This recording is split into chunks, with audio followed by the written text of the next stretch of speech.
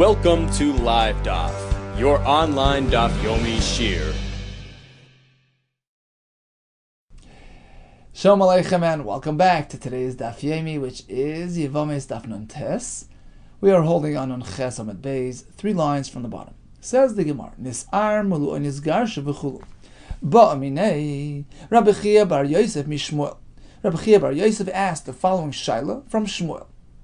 Now this question pertains to the Mishnah, which is coming up soon, where we find that Kohen Hedyot or Kohen Gadol cannot just approach any Isha and marry her.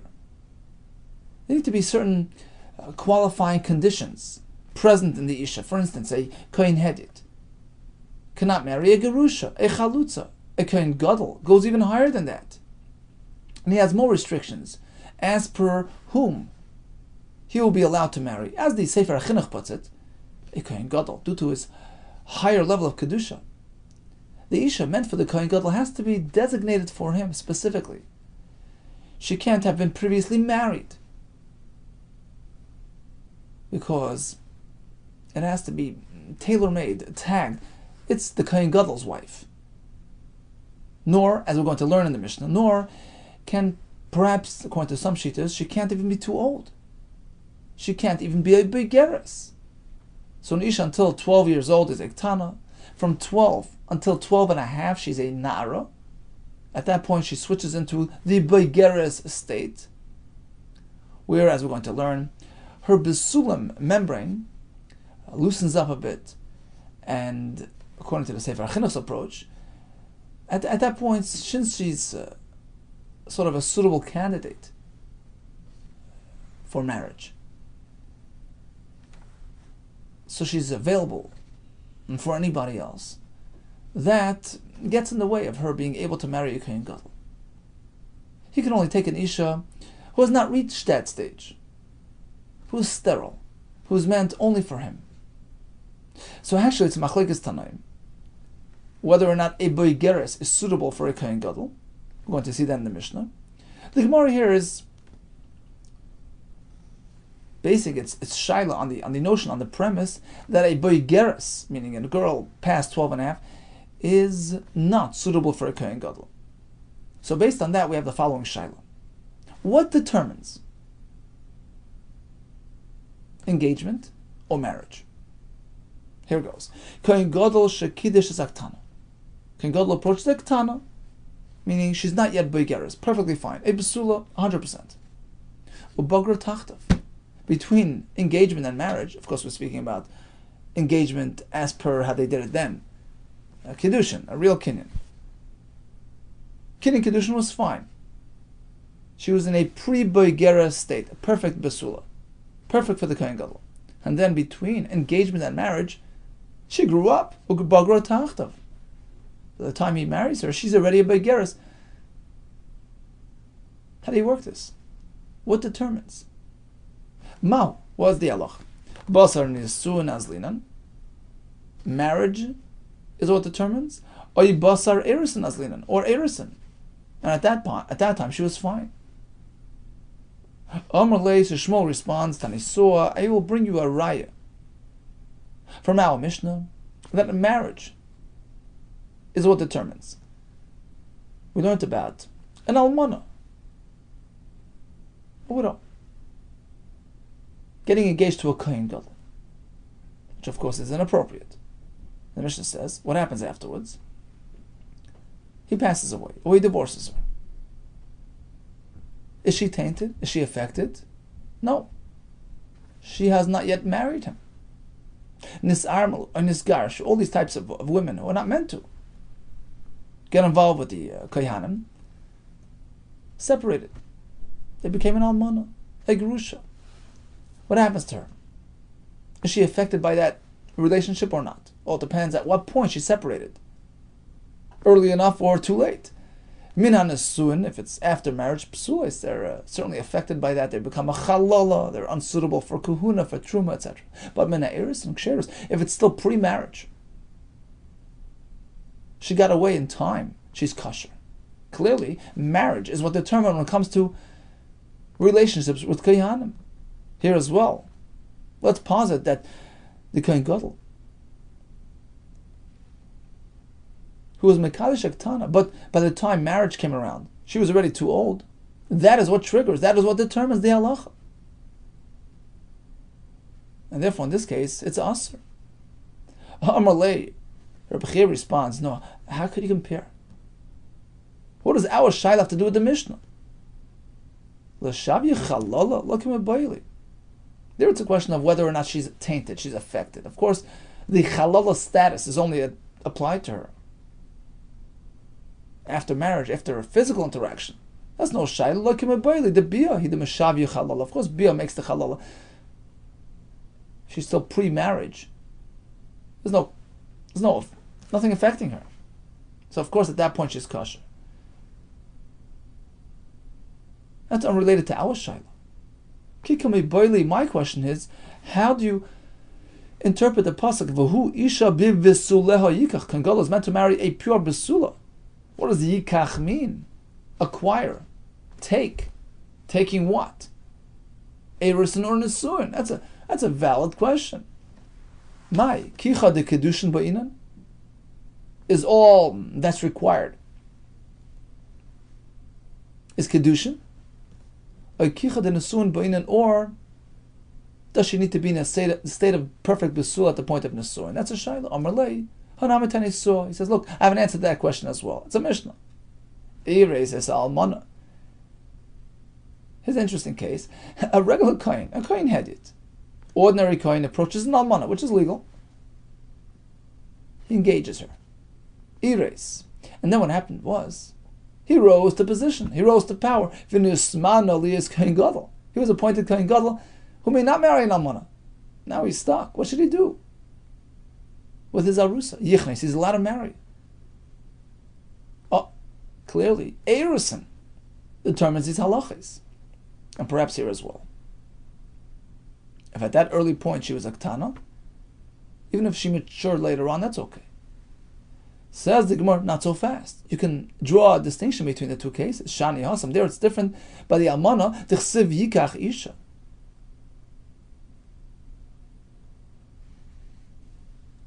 It says Almana Ugrusha, right? Lo Yikach, Ki'im Besulam Me'amav Yikach Isha. And the word Isha is extra to tell you that even in this case, he can proceed and marry her. Once he was Mekadesher, Beheter, he was a regular Kohen, he can proceed and marry her even though he became a Kohen Gadol.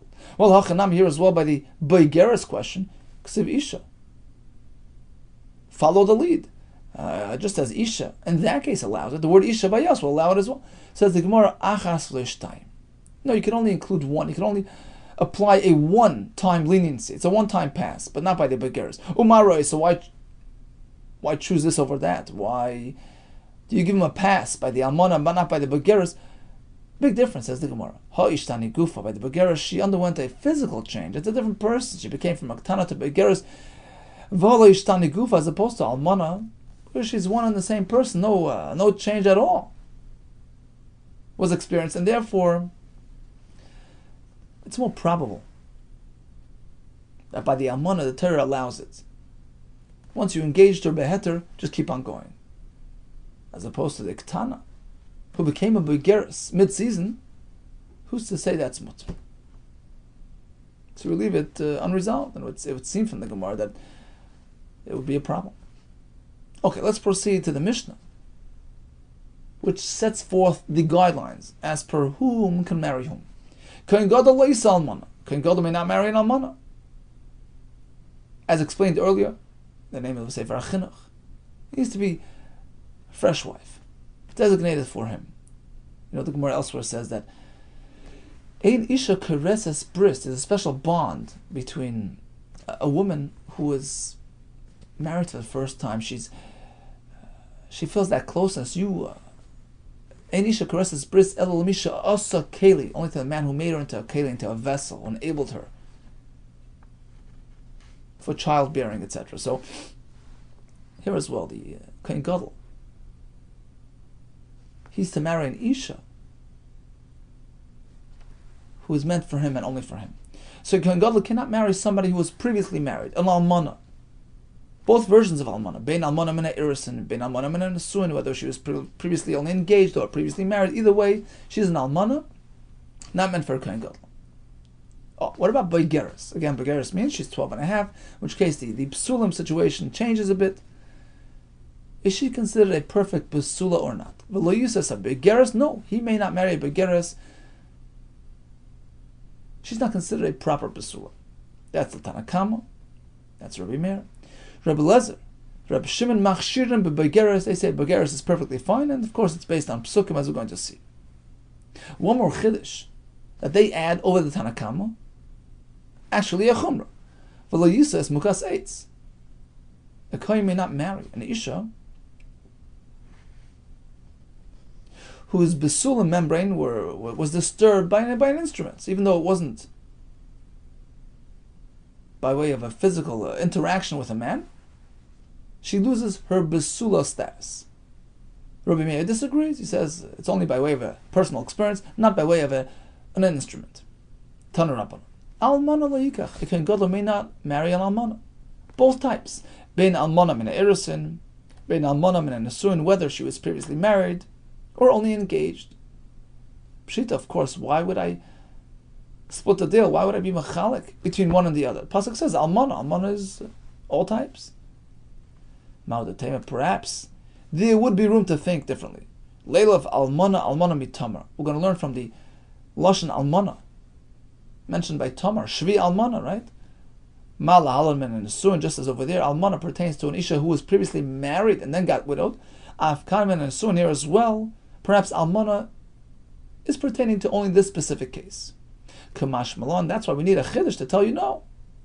In all types, in all cases of almana, there's an isra. Vehimochanami. Okay, so who's to say this is wrong? And maybe we learn from Tamar, and maybe dafka min hanesuin.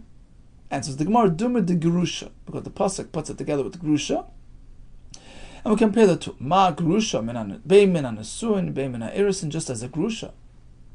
It would not matter whether she was Gerusha from nesuin or from irisin, because we have no reason to think otherwise. We have no gzera shava to anybody, right? Av almana, we compare the same. We apply the same to almana, bein min ha'irisin, bein min nesuin. Either this way or that is considered almana, who is off limits to a kohen gadol. V'leisas a begeres as well is not suitable for the kohen gadol. That's shita as Rabbi Meir. Rabbi Lezer, Rabbi Shimon say she's okay. Tana Rabbanan, the pasuk says, "V'hu isha bivisuleha yikach." A kohen gadol may only marry a perfect besula.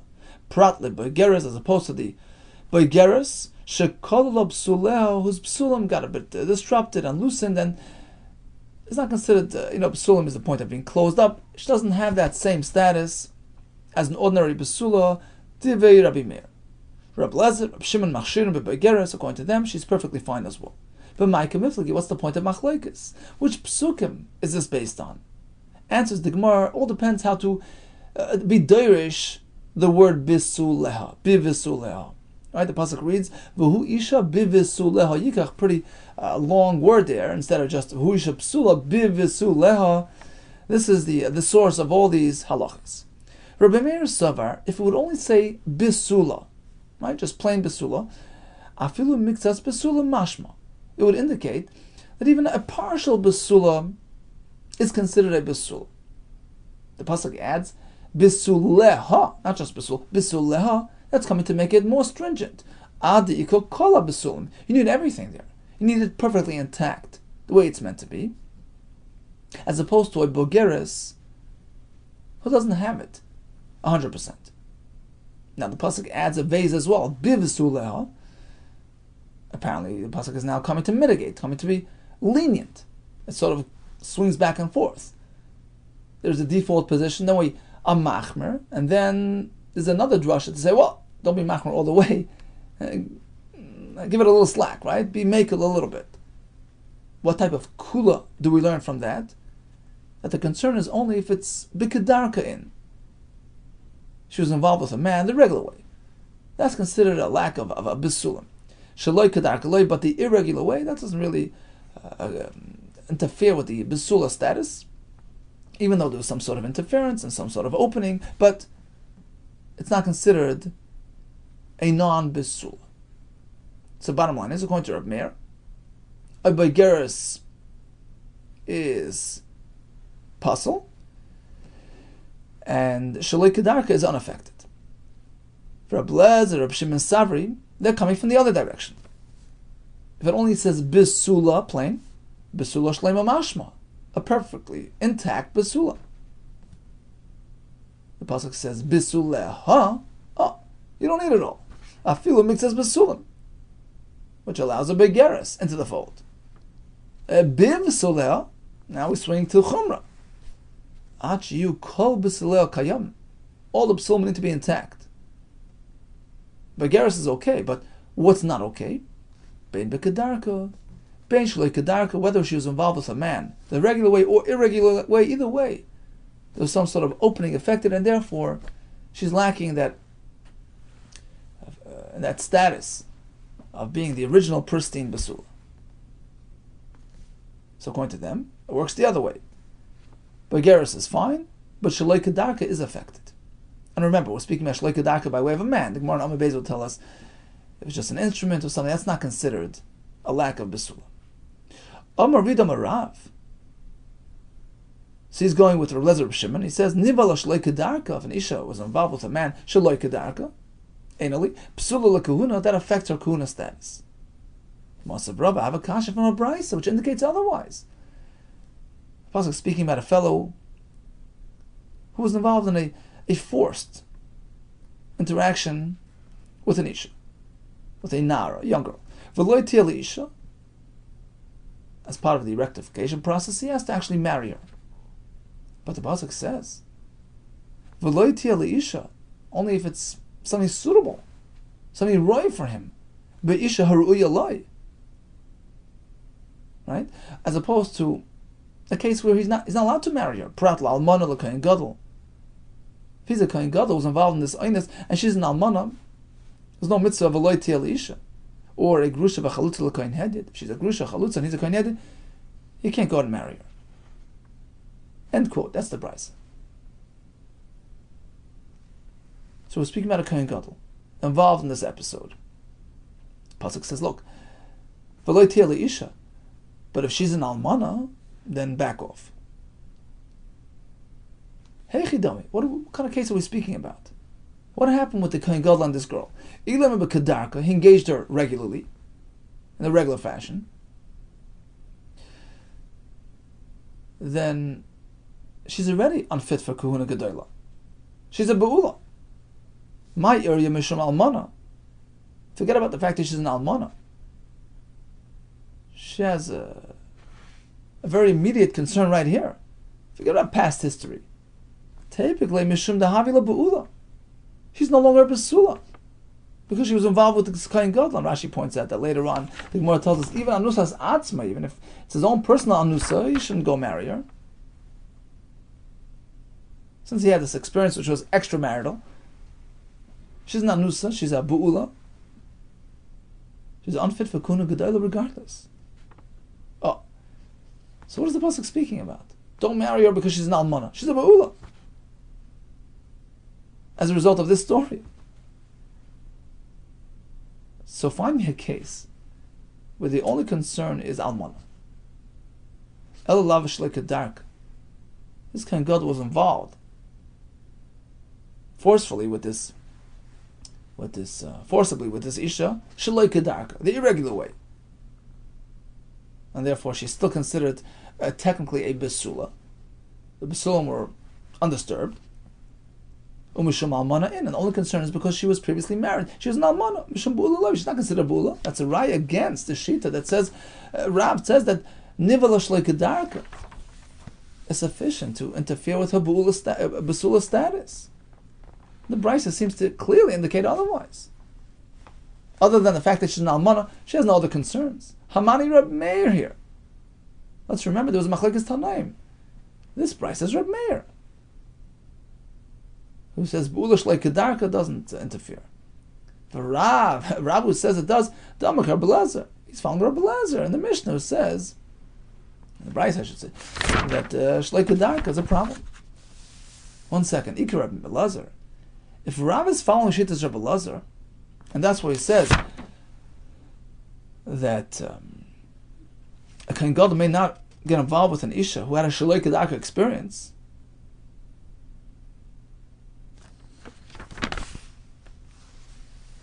Why does he have to base it on the fact that she's no longer a Basula?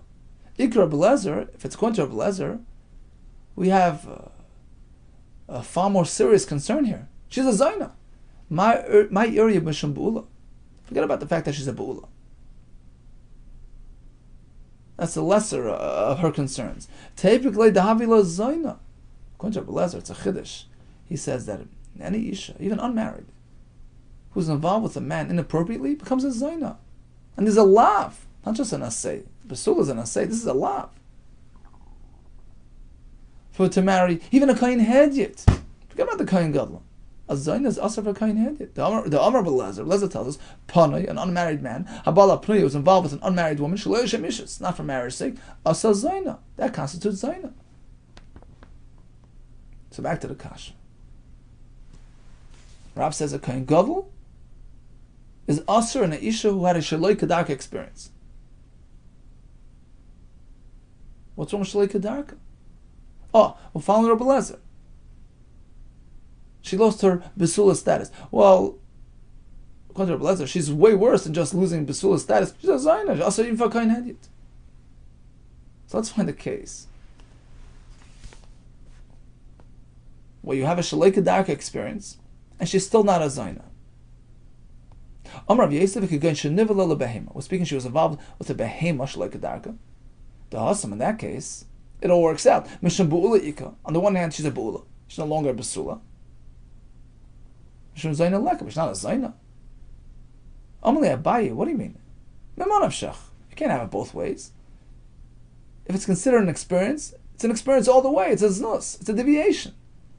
Bu'ula Havya, if you consider her a Bu'ula, because of this experience with the behema, Zaina, Nami Havya, treat her as a Zaina. If you don't want to treat her as a Zaina because an animal is not reckoned with, Bula Nami Havya, don't treat her as a Bula. That's not considered a proper Bia experience. And she's mutter to Kohen Gadol. Says the Gemara, you know what? Maybe we could split the two. Who's to say two things are synonymous? And Bula and Zaina go together? Let's say the Isha, Rabbi Lezer holds that even a Mukas Eitz, even the Basulim were disturbed and disrupted through an instrument. Not by an experience with a man, even just the Eitz. Interferes with her Basula status, right? Well, there you go. An Eitz is certainly not something that makes Bila, it's not in the context of Bia, right? Apparently just a disruption of the Basulam results in her being treated like a non-Basula. So you can split the two things. You can have a non-Basula who's still not a Zoyna, but perhaps you'll say, Midi Dahavya, Mukaseish like a Darka.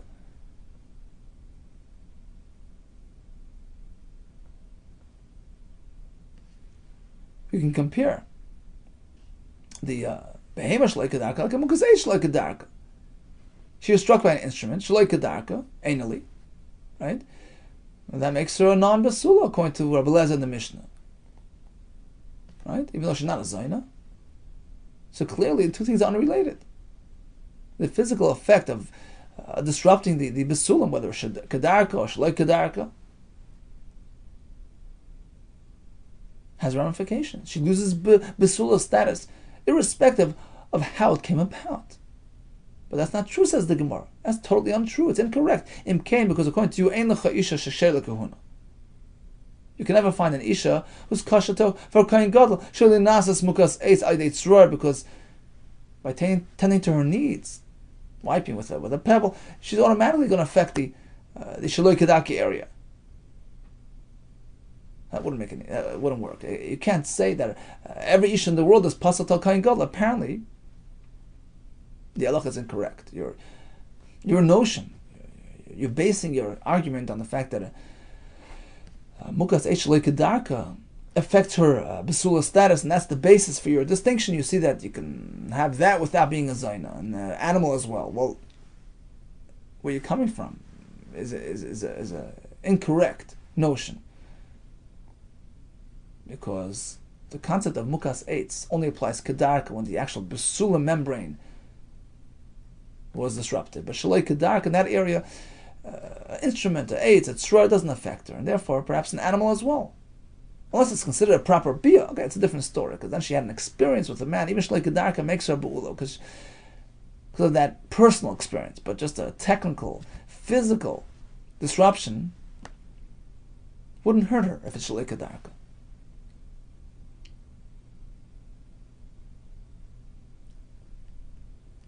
Right? So you have no raya from the mukas eitz situation that you can split the two things. Meaning, if you have a real be'ila, like an animal, who's to say that you can consider her a bu'ula because she had this experience and not consider her a zayna? It's one or the other. Either it's all the way or it's nothing.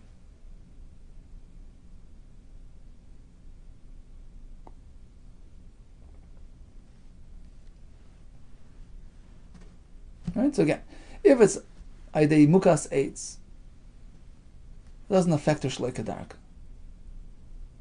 But if she had an experience, some sort of interaction with another being, be it a person, be it a behemoth, that affects her.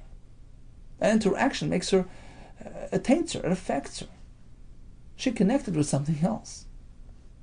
Even if it's shloi kedarka. And the one is assuming, well, if she's a bu'ula as a result of that experience, she's a zayna kontra belazar. So bottom line is, why is Rav telling us that this type of isha shouldn't marry a kohen gadol? She shouldn't marry a kohen hedit. She's a zayna. So find me a case that can work. Find me a case where, on the one hand, she had a shaloi kedarka interaction, but still is not a zayna. And is mutar for a kohen hedit and only restricted from marrying a kohen gadol. What's the case? It's a riddle.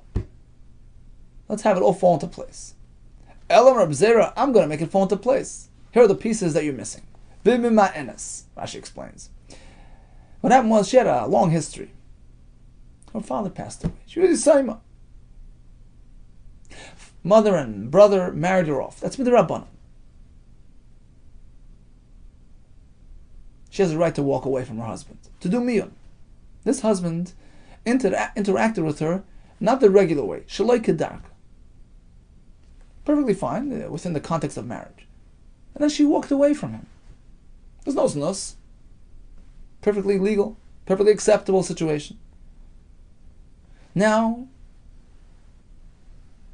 she's approaching a kohen gadol. Is there something wrong with her?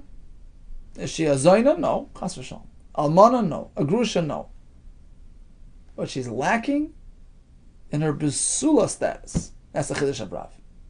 The Chiddush of Rav, in accordance with Rabbi Elazar and Shimon, that even a personal experience, shaloi kedarka, takes away the besula status, and she's usher for a kohen gadol. Okay, so that's the end of the discussion. If an isha interacted with a behema, keshera lekahuna, she's kosher lekahuna. Rashi says even for a kohen gadol. Now we're going the other shita, Reb Meir, that just a physical absence, the absence of the besulim, doesn't affect the besulim status. Right? Reb Meir says mukas eitz doesn't affect her status, and that's what we're following here. She does Reb Meir, she does Tanakama. A behemoth has the same value. It's not a person, it's not a true interaction. It's like an instrument. And therefore she can marry even a kohen gadol. Tani nami hachi, we have the same in a brisa. Nivala l'mi she'ena ish, she was involved with somebody who was not a man, being an animal. Aval bisha beskilu, although there are severe ramifications. If there were Edim and Hasra, she gets skila. Ksher l'kahuna, but in the absence of Edim, she can marry a kohen. Rav Dimi Amar, in fact, there was a story to back it up. Masa b'riva achas, a story involving a young woman. Behisloi, in this town Hisloi. Shoysa mechabedes habayis, she was involved in tidying the sweeping up the room. V'rava, Kelev Kufri, this hunter's dog, interacted with her Machareh from behind. Rabbi says she's perfectly fine with respect to marrying a Kayin. Amar Shmuel l'Kayin Gadol. Even a Kayin Gadol. Asks the Gemara, what do you mean? B'mei Rabbi Kayin Gadol mihava. Rabbi was after the Churban. Were there any Kayinim Gedolim? Allah Ru'uy l'Kayin Gadol. I just meant she theoretically can marry a Kayin Gadol. Again, it's based on the fact that unless it was a man, it doesn't affect her. Amalei Rabbi Mepirkin l'Ravash. He asked like this. Mena Mils Damar Abban Eiz Nus l'Behema. How do we know this concept that a Behema can't generate a znus situation? It's not considered a deviation. It's out of context, and therefore it doesn't carry that label. It's an interesting raya. Pasuk says, don't offer to Hashem an animal for a carbon, either an esnan zoina, animal which was given as a payment to a immoral woman, umechir kelev, or an animal which was exchanged for a dog. Those animals are puzzle for carbon. Utsnana, we have a Mishnah which says, what if you switched it around? Esnan kelev, this animal was given as payment for interacting as married with a dog. Umechir zoina, or an animal which was given in exchange for a woman zoina. Mutar. It doesn't affect the animals. How do I know? Shenemar gam shneim. In reference to those first two cases, the Torah gives a number. Those two. Shnaim, only those two types. V'lei arba, not four. Which basically is telling you that an esnan kelev is not considered like an esnan zoina. Sure, an animal given as payment to the zoina for her services affects the animal. But in similar fashion to a dog, or giving it to the dog's owner, right? For the dog's services as married, that's not considered something that affects the behemoth that you're giving. Why? Says Rashi, Alma, it's clear that loves nusu. It's not considered nus. And therefore it's not considered esnan zoina. We see from here that interacting with an animal is not considered within the realm of znus. Okay, we'll pick it up Be'ez Hashem tomorrow. It's sort of the beginning of the next sugya. Let's just summarize today's daf. Okay, whom are the Kohanim meant to marry? So Kohen Hedyot should keep away from a grusha, whether she's a grusha from Erison or Nesuin. Likewise, a Kohen Gadol will keep away from an almana, whether from Erison or Nesuin. He should marry a besula. Right? So an isha was involved with a man as married, whether the regular way or shaloi kedarka, she is affected. This is according to all shittas. Regarding a boigeres and mukaseit. Here we have a machlekes, which pretty much crosses itself. We have a boigeres, so an isha, it's already past the point of nara, she's already 12 and a half, and the besulam are somewhat already loosened at that point. Rameir says she's not considered a besula. Rabbi Lezer and Shimon says she is. By mukaseitz, the names switch around. And it's all based on how we do the drashas, right? So mukaseitz, and let's emphasize dafka kidarka. So the besulam, the hymen membrane was disrupted. Not shaloi kedarka from behind. Kedarka, so there was a physical disruption of the actual besulam. That's the only case that's a concern. Right, but be'ila, it's either way, because she interacted with a man. That's something else. But mukas eitz, we're dealing with the physical properties of the isha. In which case, it's dafka if it's kedarka. Here as well, we have a machlokes, but switched around. Rameir says she's okay. Rabbi Lezer and Rabbi Shimon say, no, that's considered lacking in the psulim, and she's no longer fit for marriage with a kohen gadol. All the best to you, and much hatzlacha.